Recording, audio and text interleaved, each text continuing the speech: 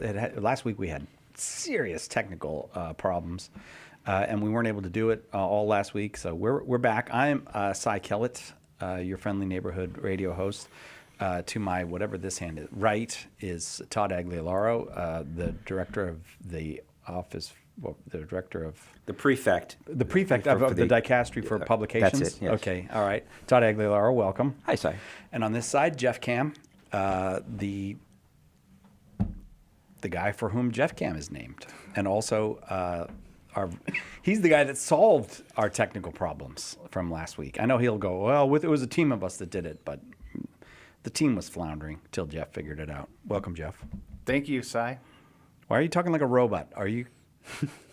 Just an excuse to bring in Bender, I guess, who helped out a lot last week. Oh, I knew you were going to spread the credit around. Yeah. I want to start this episode by saying I really love Canada. I love Canada. And I don't want anybody to get the idea that I don't love Canada.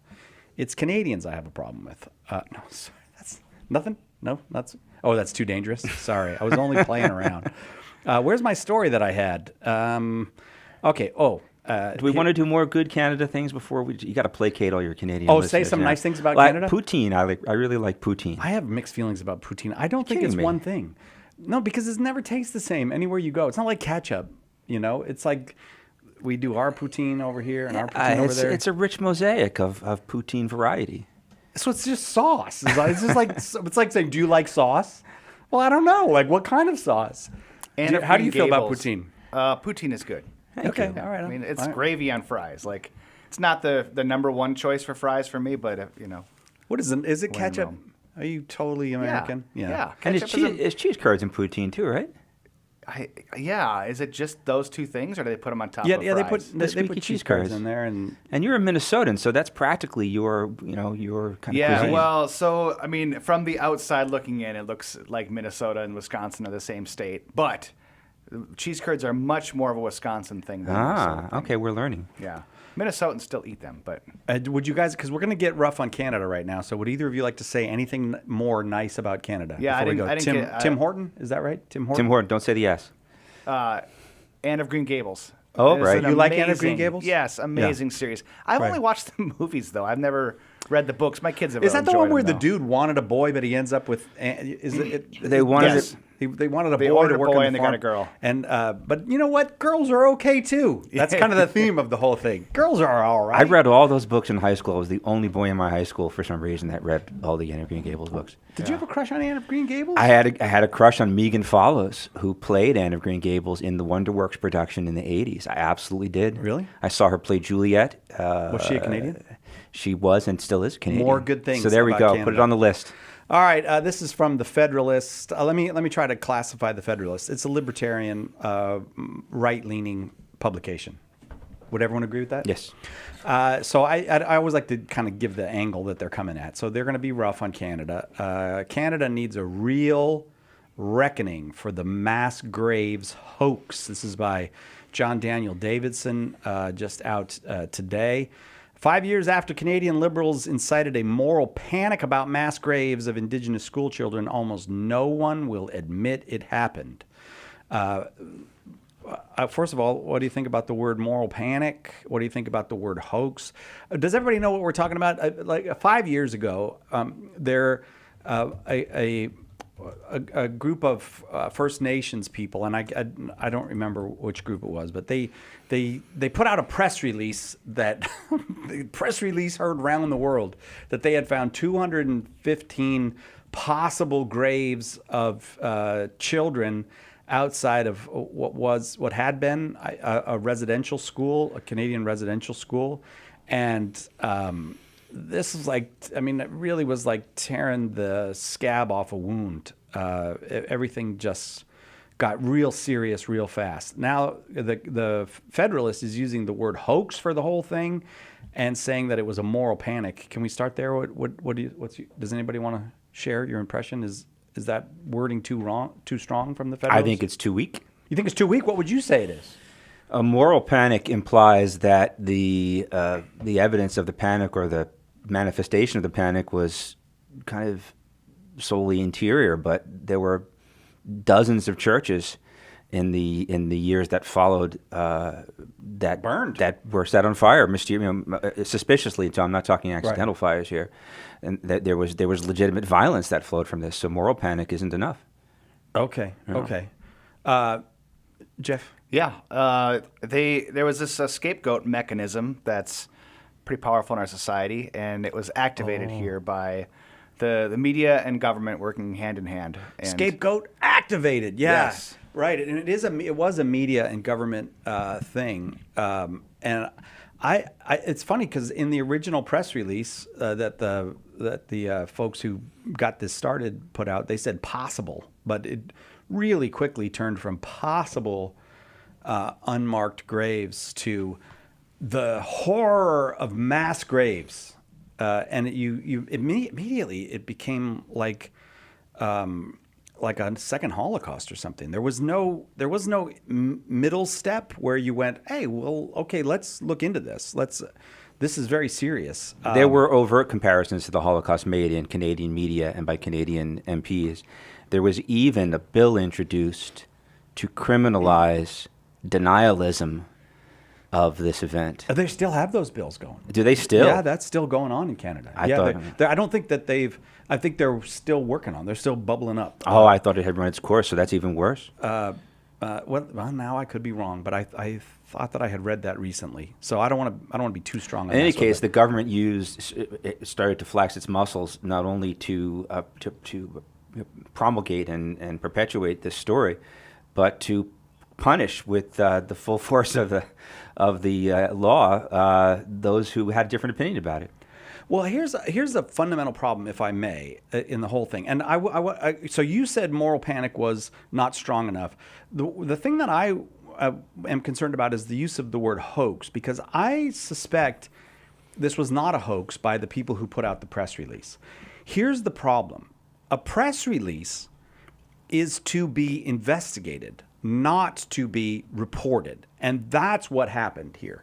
That the New York Times, CNN, National Public Radio, all here in the United States, and certainly outlets all over Canada, repeated the claims from a press release without even going to the place and saying, show me. They didn't. So there was a certain, what I would say, gullibility on the part, and maybe it was a motivated gullibility. It was a willful, culpable gullibility. Culpable, that's a good word. It Culpable reveals the gullibility. bigotries that are within people. Like, oh, of course we know this happened, and now we've got the smoking gun. But the native people in Kamloops, I don't know if that was bigotry on their part. I think they wanted to draw attention to, hey, we think there might be graves here. And then anybody that said, maybe there's not graves there. You were not just like contradicting a press release. You were an out-and-out racist. Why would you suggest that? Well, I guess we should share the point of all this is that 5 years later, no one has found any human remains. Zero. No one has dug up any human remains. So I think that's why they use the word hoax. But I am not convinced of the word hoax in this case. I don't think that I think that the people who put out this press release, which is the point of a press release, is to get interest from the press. So you try to do that. But they didn't say mass graves. They didn't say they found bodies. They said there's possibly 215 bodies that we've seen on this ground-piercing radar. Well, I don't think you're culpable if you're just the person who puts out the press release. If you're saying if you use the word possible, I don't think that's a hoax. I think what happened is we don't have any grown-ups in the media. The media is run by children. You disagree? No, I don't disagree. I think this is a semantical point, though. It's a hoax implies a willful intent to deceive. So if they had planted fake bodies in the ground or something, that would be a hoax. That's Jussie Smollett territory right there. Right. But I think I think at best they were agnostic as to what those things were, and they were looking at possibilities. At worst, they were being mischievous, and they intended to plant seeds of insinuation and presumption on people's part. Yeah. Right. And this, I think, as Catholics, we are used to. I hate to say it, but I think we're used to that. I think, if you grew up as I did, as in a pro-life Catholic family, you just saw the implication always in news stories on Norman Lear's TV shows was that to be pro-life was to be a fanatic and probably secretly quite violent, and maybe not so secretly violent. This kind of insinuation against Catholicism is absolutely familiar to us. I feel that it is absolutely familiar to us. It doesn't shock me at all.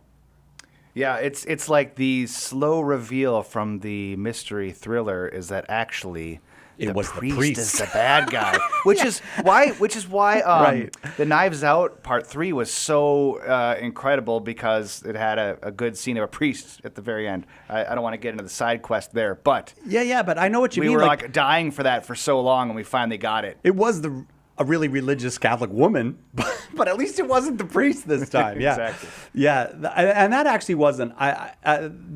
That show had some of the tropes, and I think these are tropes. Isn't that the right use of the word tropes? Like the trope of the kind of creepy, woman-hating, violent pro-lifer. The trope of the creepy nuns who just hate left-handed people and smack everybody around. Yeah, you know, I actually have a lifelong hypothesis on this side. We could talk about it in another show.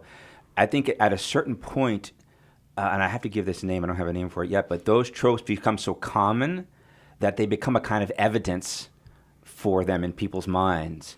The hypocritical pastor, some of the other ones you're mentioning, the mean nun or whatever, the more we see them in fiction, right. the more the culture refers to those fictional presentations as a kind of evidence, as a kind of proof. Yeah. And it becomes a kind of circular proof. That's right. Yeah. A lot of secular friends I have or people I talk to actually will make reference to fictional things as examples for some of their biases.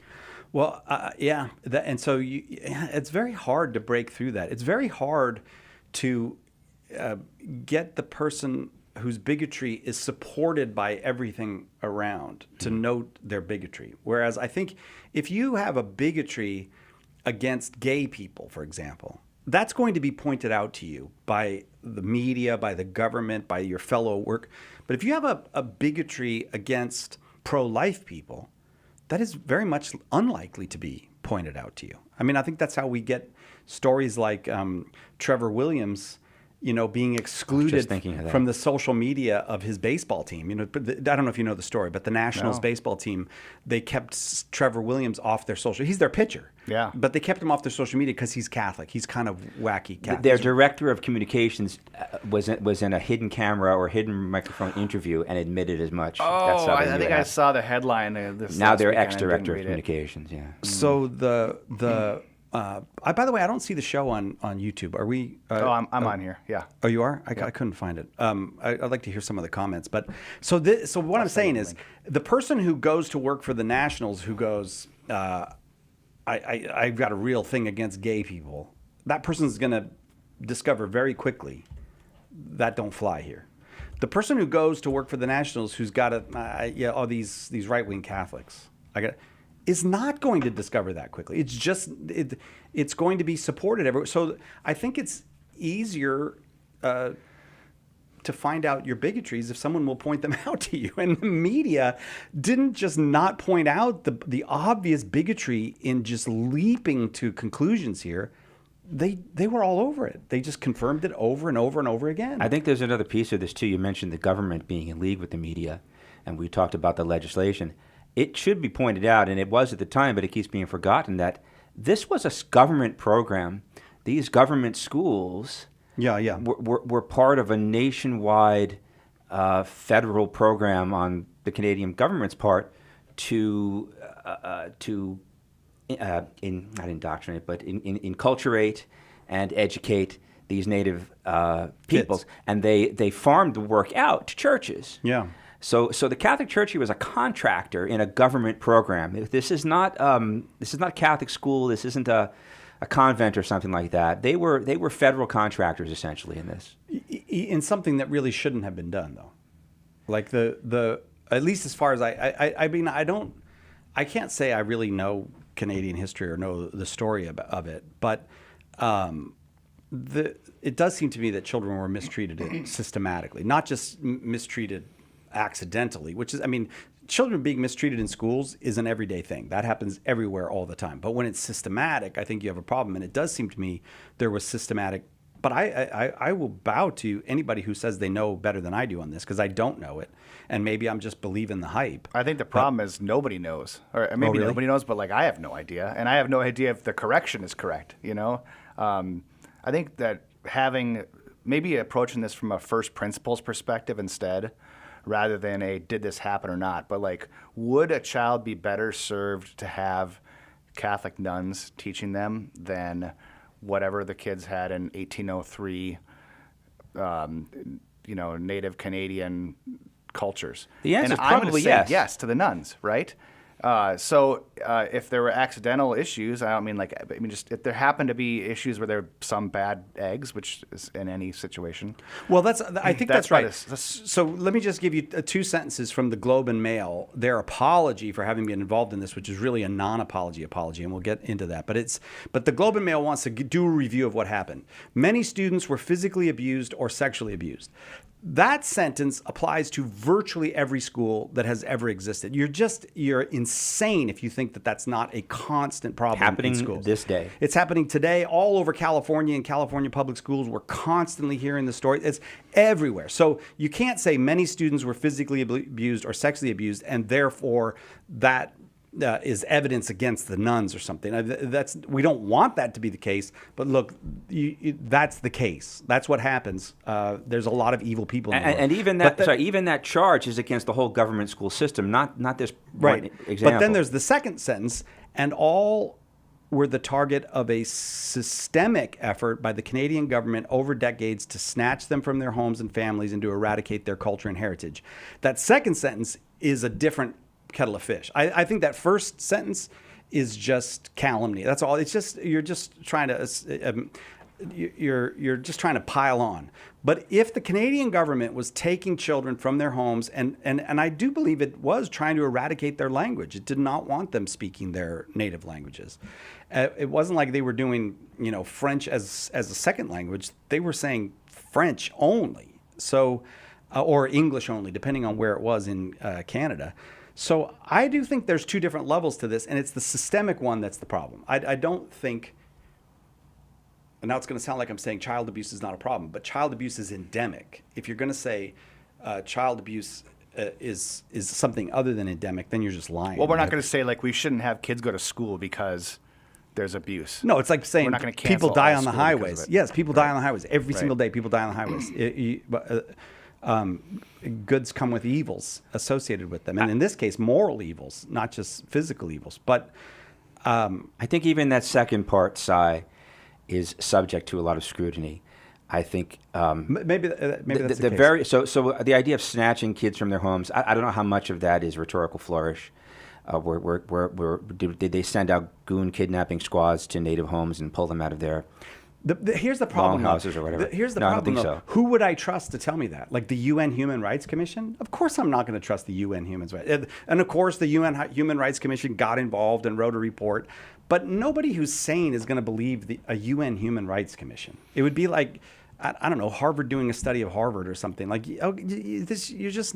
these are not trustworthy people. These are institutions that have shown themselves. By the way, when the UN shows up, it's been shown when the UN shows up, sexual abuse follows. So that's just more evidence that look. Sexual abuse is everywhere. If you don't deal with the fact that it's endemic, you'll never get your head around the truth. But that's my problem is I can't believe the New York Times. I can't believe CNN. I can't believe the United Nations. I certainly don't believe major universities. I certainly will never believe the Canadian government. I still suspect these things did in fact happen to Native people. So who am I supposed to get my information from? I mean, what would you suggest? How would you? I could ask ChatGPT. I personally, I think don't worry about it necessarily. Did this bad thing happen that I read about or not? Because again, come back to first principles. Like, what's the gospel? The gospel is horrible things happen in the world because of sin, and we have a redeemer. And if we focus on that, then everything else falls into place. I think you can, on the order of principles, and I'm glad you keep using that word, you can legitimately ask, especially when you account for time and place, on the level of principle, is it so wrong for a nation to build a culture and to try to integrate persons outside the main culture into the culture?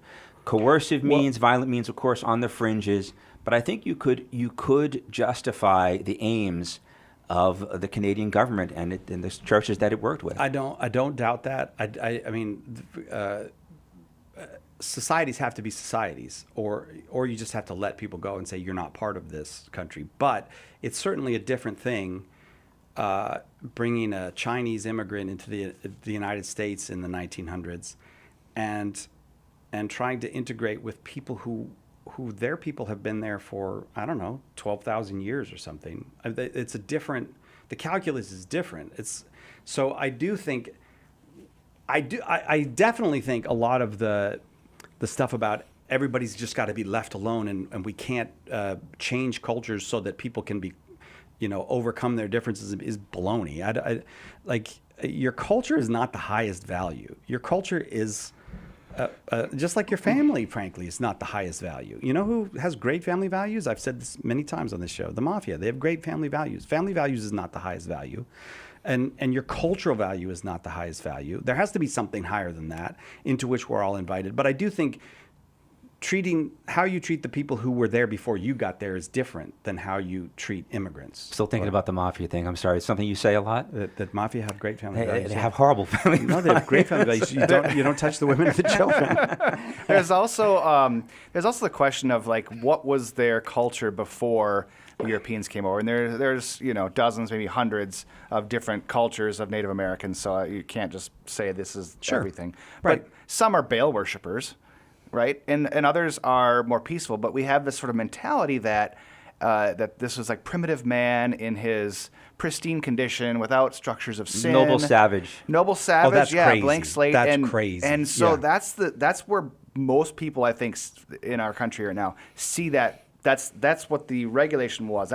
They were just living there happily, with the land and nature, and we came in and disturbed it. And so once again, back to first principles, like, if Christianity is true, then we need to be explaining that and showing that and why it's superior to, and also show that that's a false image, that tabula rasa, that blank slate. Well, I always is wondered about Pope totally Francis. fake. Pope Francis coming to Canada and apologizing. That I wondered, like, did it ever occur to him that he should ask for an apology for the murder of the Jesuit missionaries who came to Canada? Like, okay, if we're gonna all apologize, this goes both ways, right? Or does it not go both ways? It's only one culture apologizing to another culture. It was kind of a peak multicultural 5 years there. I think we have to. I mean, maybe it continues in Canada. I think it's subsided a little bit in the United States, but what you were just discussing a minute ago, Cy, about having concern and solicitude for the cultures and the natives that were there before you got there, all worthy to consider. But I think in Canada they've just taken it to an extreme degree that's of a piece with the xenophilia and the multicultural extremism of the last decade or so. You see it. You can't watch a hockey game without the Canadian national anthem not just being sung by a Mountie, but they'll have feathered headdress chanters doing it as well, and they make up, I don't know, a couple % of the country, but there's a kind of rush to make up for the past in Canada, and I think the attitude of the government and the media in Canada can't be understood without reference to that collective guilt that they were dealing with. Yeah. The guilt of the way Native people were treated in both the United States and Canada is founded in the mistreatment of Native people, without question. So we have to both accept that and say, and this is, I'll go back to your reference to the gospel. You cannot live perpetually in a place of resenting one another, resenting your own ancestors or resenting other people's ancestors, or resenting the people who are the descendants of the people who offended your ancestors. That is not a plausible way to find healing. People are always, we need to find healing and we need to have a national conversation and all that. The problem with that is not that, like, the main problem with that is, as a strategy, it will not work. To make resentment, especially of people who are dead, hundreds of years dead, a strategy for healing. It can't work. It can't happen. I don't know what will work. Well, the gospel works. That's The gospel, ultimately that's yeah. the truth. The gospel works, and I do think there's a lot of people here that hate to hear that, because they, these like I would imagine Justin Trudeau probably doesn't want to hear the gospel works, because he's not interested in the gospel. He's interested in government power solving problems. So I would like to go back to, though, the fundamental thing here is, if the media did not play the role of the kid at school who goes, "You two should fight," constantly, a lot of these problems would be easier. The media, to me, are the culpable ones more than anybody, even more than the government officials. Because look, government officials, they need to get votes. That we know what they are. They're bottom feeders in many cases. Snakes. That's the case. They're trying to. How low do I have to go to get the votes I need to do the stuff I want to do? Okay, I don't blame them for that. The media, with all their baloney puffing themselves up about how important they are, absolutely shown to be ridiculously not just coming up short, but being the villains of this story. I think they are the villains of this story, more than the nuns or the priests or the government or the people who put out the press release or us or anybody else. CNN, New York Times, Globe and Mail, they are the villains of this story. New scapegoat. Yeah. The media. Hey, so you know who does media very well? Who? EWTN. Oh, you're going to switch to Monty Alvarado? You let him do that? Can we do that? Yeah, you guys. Anybody I can didn't take know over the that. show at any time. How? You should say. Have you seen the org chart of this? What we're in? If you look at the org chart, the bottom guy in the org chart of this organization is the radio host. He's lower than everybody. So yes, you can all do whatever you want. You're going to sit here now, or how does that work? I'm glad. No. I'm glad Monty Alvarado got that job. I feel a little bit bad that I turned it down, but so that she could have it.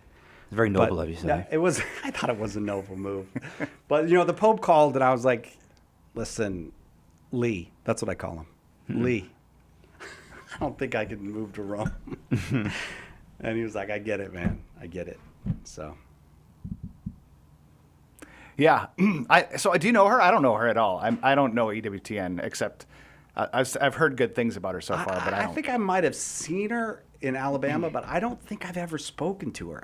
If I have, I feel so embarrassed, but I don't think I've ever spoken to her. I do think she's a wonderful choice. We I should think she's pray for very her because she's been the Yeah. she's the CEO right now, right, of EWTN? Or COO. president? COO, okay. She runs the television news side, I think. And she's probably got a bunch of employees who love what they do and love like being in the apostolate world and bringing people to Christ.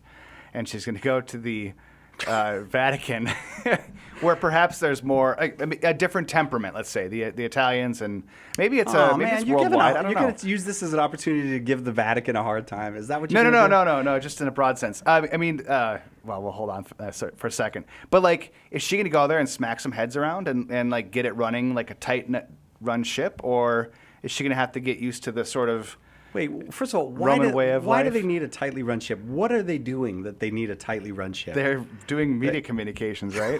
so what's the message has been the same for 2,000 years. Why do we need a tight ship for this? Because they need to. Because instead of living within you the think having frame some that kind the of evil media high-class sets, media war room is going to change?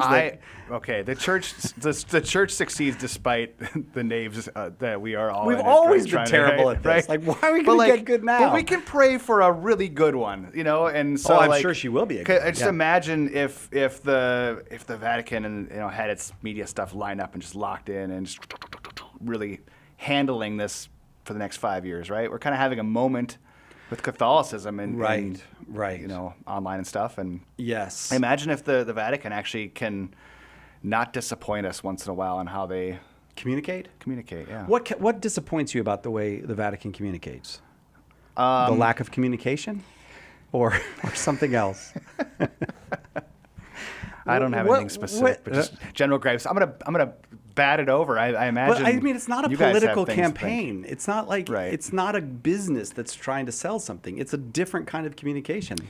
So here, communicate the gospel Yeah, amen, brother. Preach it. effectively. Monty is your how's person, that, then. right? I think she is your person. Yeah. I think, yeah. I don't know. Are you thinking of this mostly as a troll? Pope Leo trolling the world? No, You're not at going to get all. into that? No, Okay. I'm looking at what the Dicastery does. I mean, can either of you say succinctly what it does? I couldn't have before 10 seconds ago, so I'm looking it up right now.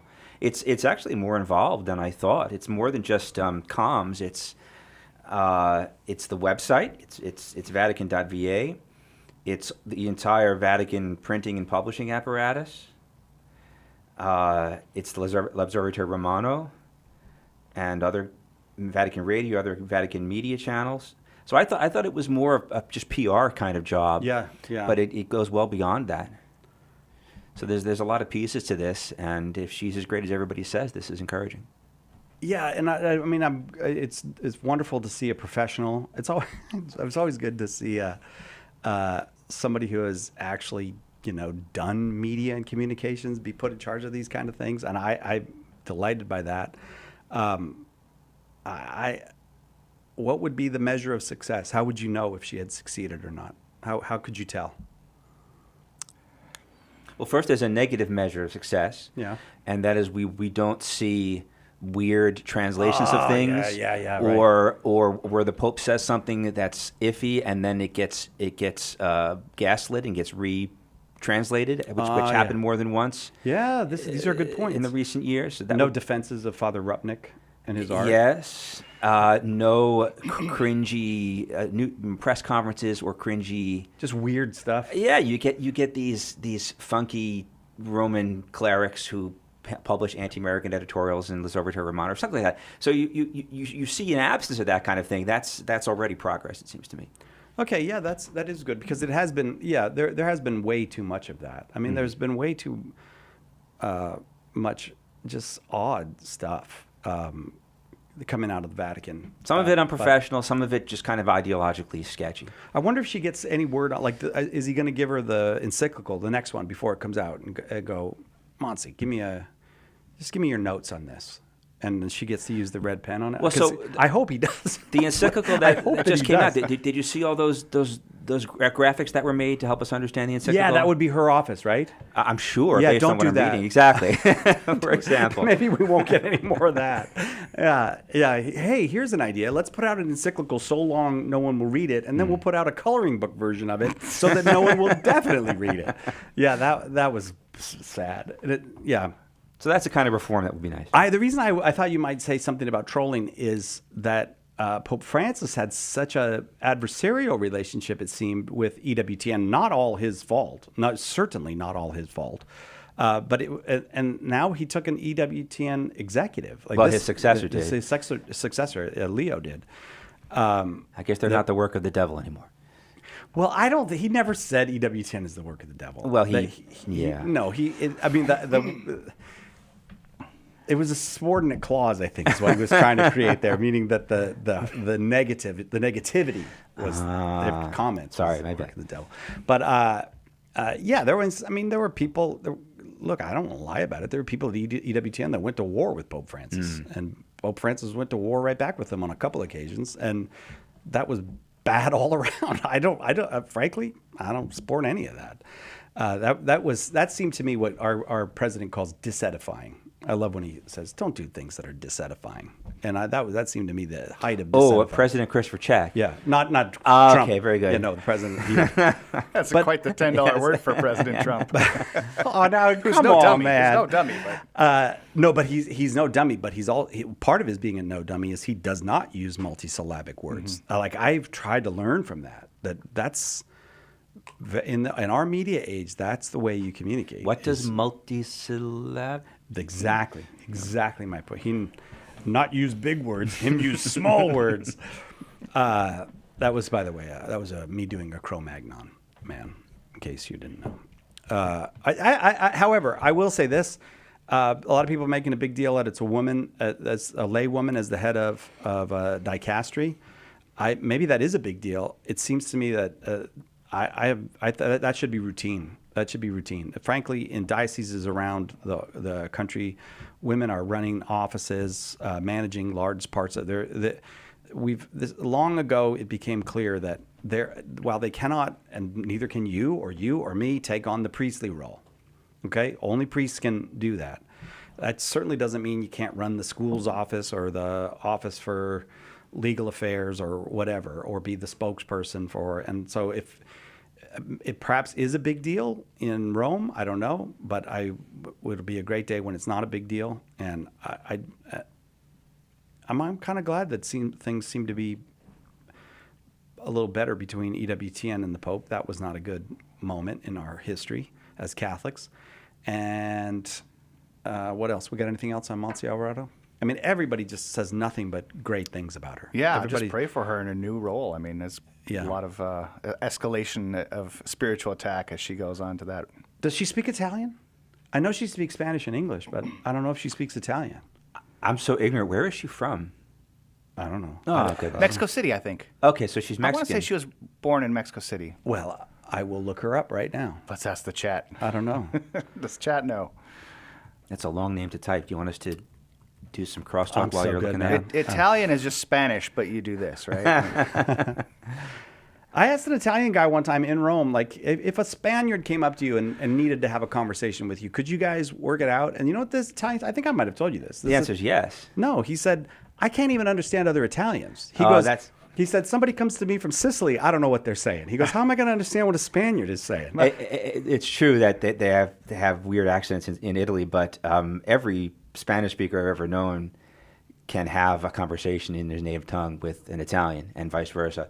It's one of the cool things about cognates. We don't have anything close. Dutch is probably the closest thing we have, but we don't have a real sister language the way Italian and Spanish and Portuguese are. No, you think German might be, but then you talk to a German and you're like, nope. Dutch is the closest, I think, which is in the Germanic family. But it feels like German is Dutch easy to learn. English like if you were goofing around. Like if you were just like goofing around, making up a silly language.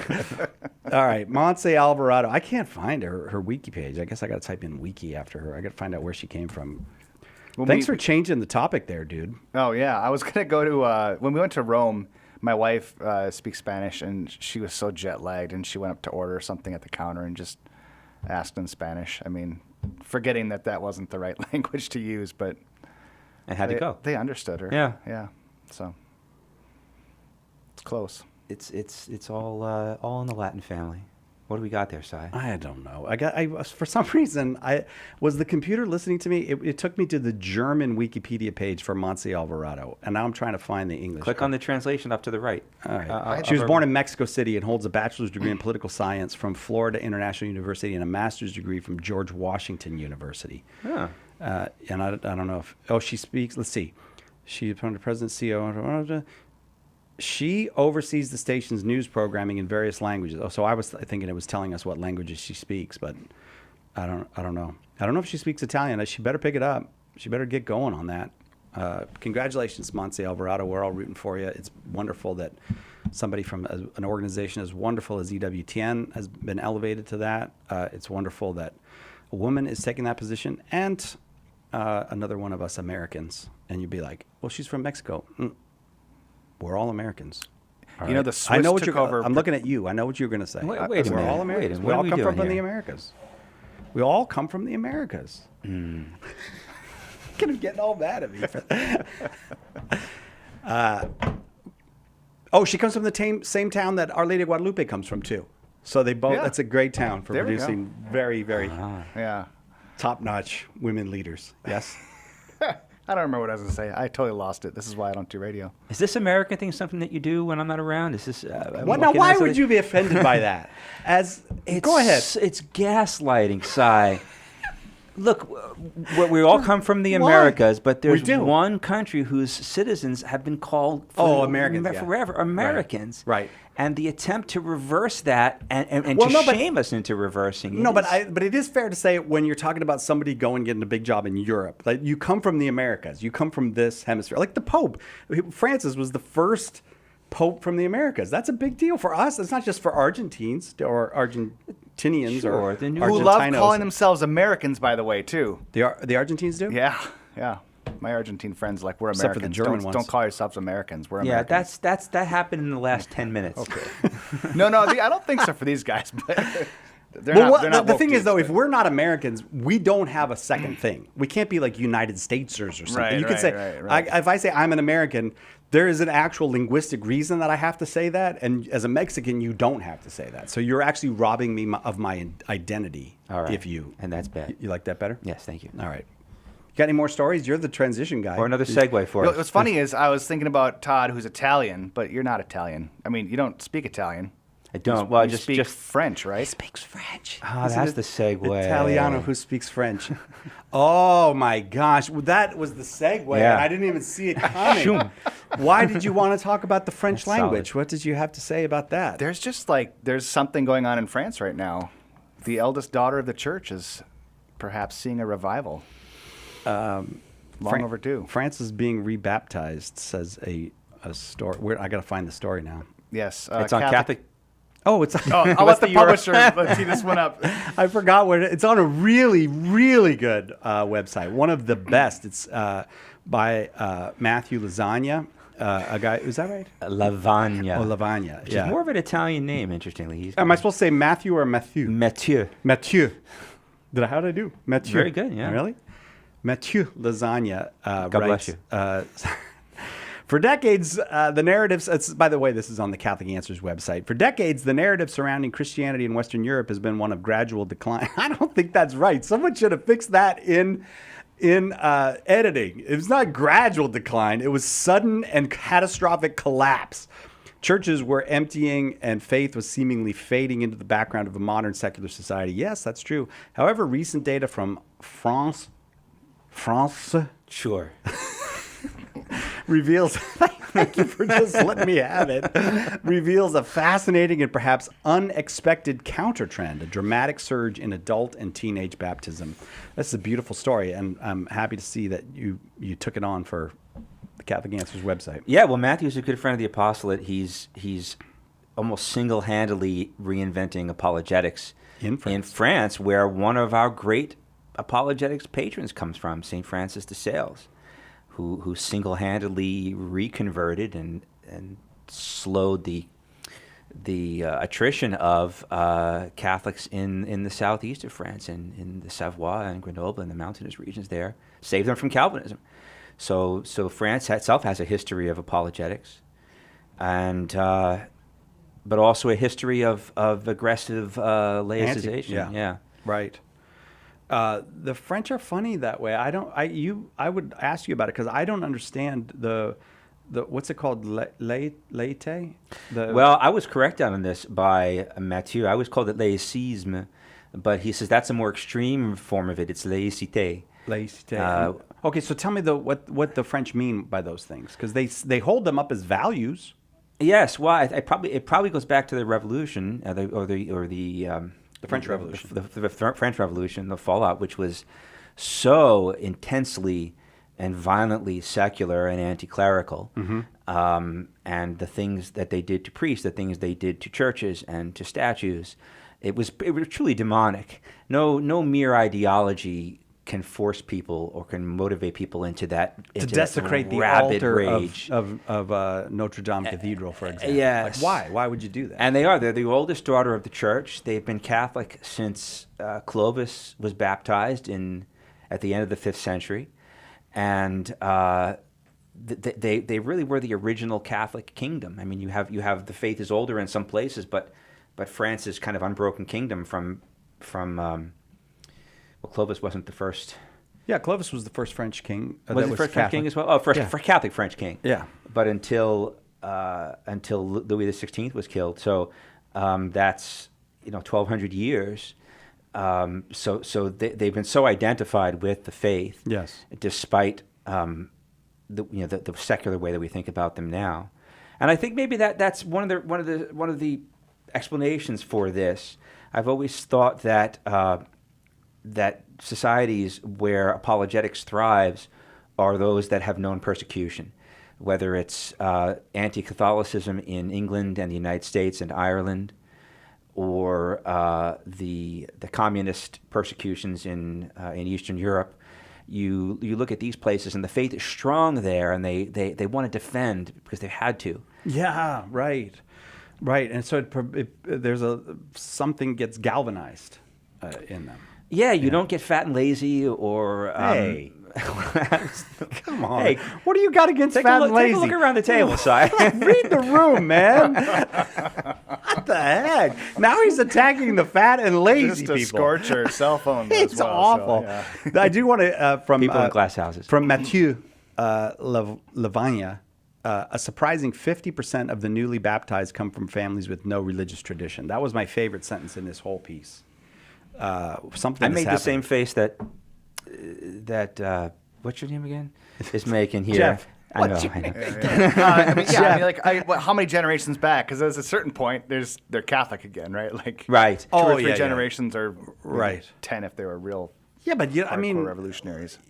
yeah, but if your family has not been Catholic for several generations, you're really, really completely. I mean, how long does it take to get that out of the? I mean, there's certain cultural habits of Christianity that you don't lose, like, you know.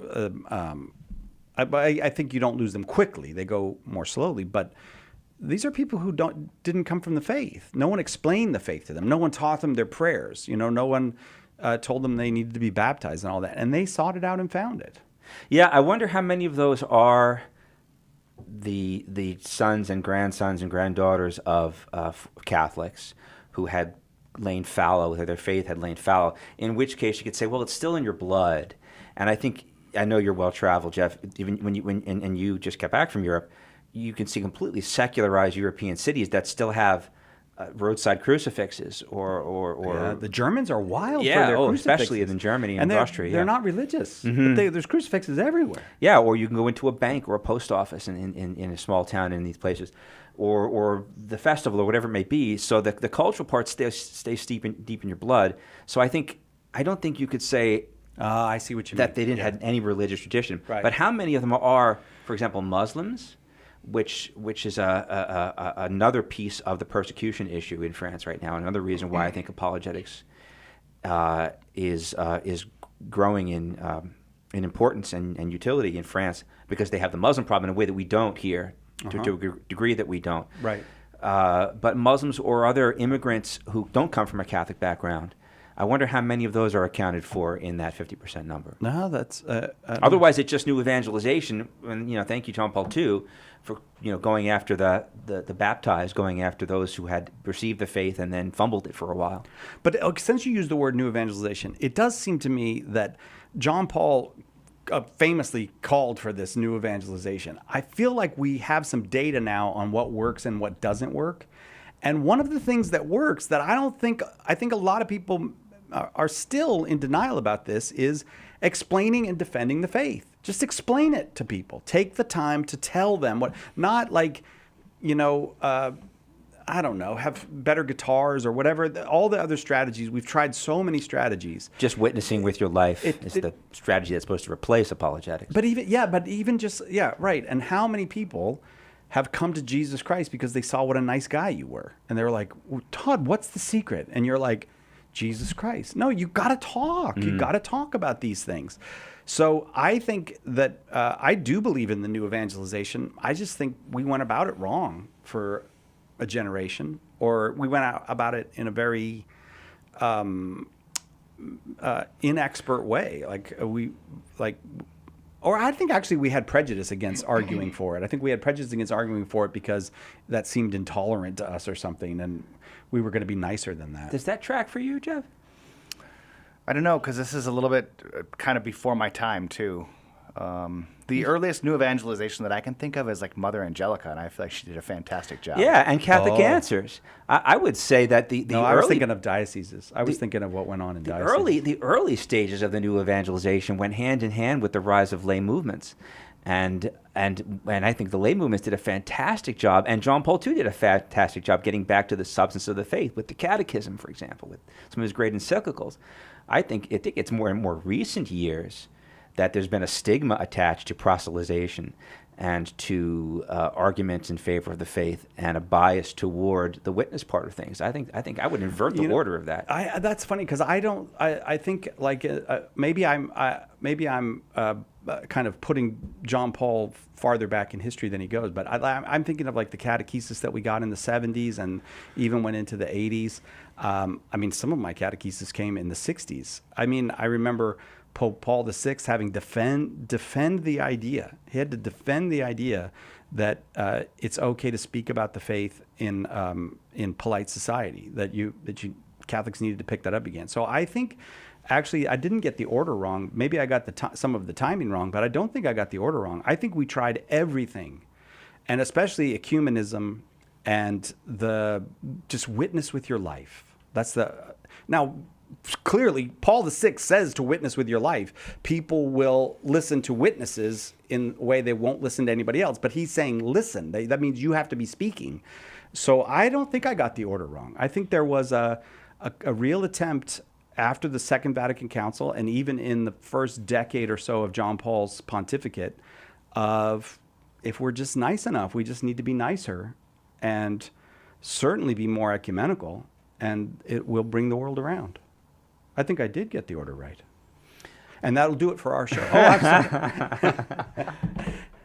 I don't know. I guess we need to put this on a visual aid or something. You had the 50s and early 60s. I mean, there's just a wealth of apologetics texts. When we were doing classic books for a while, I was buying books from seminary sell-offs and that kind of thing. And there are just some great apologetics books from the middle of the century. Not even forget about going back to the 20s and 30s, which is the real golden age of the beginning of modern apologetics in the English language. So it may be that there was that short lag period after the council where we thought we didn't need that anymore when a lot of those seminaries closed or the books got sold. So that does track. Yes, that's what I'm talking about. But I think mentioning Paul VI, this also may be a cultural thing, Si, and it gets back to what I said at the beginning of this segment, that cultures, countries, peoples that have had to defend the faith, that have had a history of persecution and bias against them. And this is why I think that apologetics is so strong in English-speaking countries. There hasn't been Italian apologetics. There hasn't been German apologetics. There hasn't Spanish apologetics. Because the challenge hasn't been there. It hasn't been there. Right. But I let me just, maybe this will be helpful for what my mindset was. Maybe not what I expect. But I do think there was an evacuation of content from the catechesis and evangelization we did in the 70s and I made 80s. felt banners in the 70s, yeah. Yeah, that's what I was referring to. Okay, So. I agree with that.